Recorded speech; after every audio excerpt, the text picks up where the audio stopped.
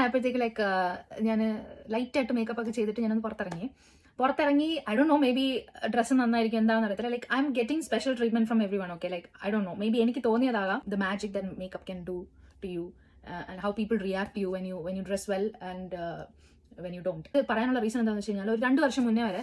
എനിക്ക് PCOD-യുടെ പ്രശ്നങ്ങൾ ഭയങ്കര വേഴ്സണായിട്ട് കോർട്ടിസോൾ ലെവൽസ് ഒക്കെ കൂടിയിട്ട് ലൈക്ക് എപ്പോഴാണേലും എനിക്ക് ഈ ആൾക്കാരുടെ കയ്യിൽ നിന്ന് കിട്ടുന്ന ഒരു അവരെന്നെ റിസീവ് ചെയ്യുന്ന രീതിയും ഇപ്പോൾ ആൾക്കാർ റിസീവ് ചെയ്യുന്ന രീതിയിൽ നമ്മൾ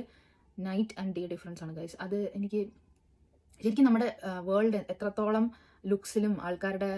പിന്നെ അപ്പിയറൻസിലും ഊന്നിയാണ് പല ഇൻട്രാക്ഷൻസ് നിൽക്കുന്നത് എന്ന് മനസ്സിലാക്കുമ്പോൾ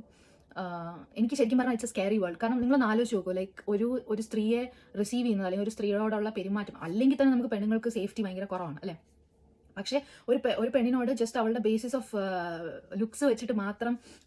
ഭയങ്കര റൂഡായിട്ട് അല്ലെങ്കിൽ ഭയങ്കര നന്നായിട്ട് പെരുമാറുന്നത് ഈ സെയിം ആൾ ഞാൻ തന്നെയാണ്, സെയിം വ്യക്തി ഒരു ഡിഫറെൻറ്റ് അറ്റയറിൽ ഞാൻ പോയിട്ടുണ്ട് സെയിം പ്ലേസസിൽ, എനിക്ക് കിട്ടുന്ന ട്രീറ്റ്മെൻറ്റ് കംപ്ലീറ്റ്ലി ഡിഫറെൻ്റ് ആണ്.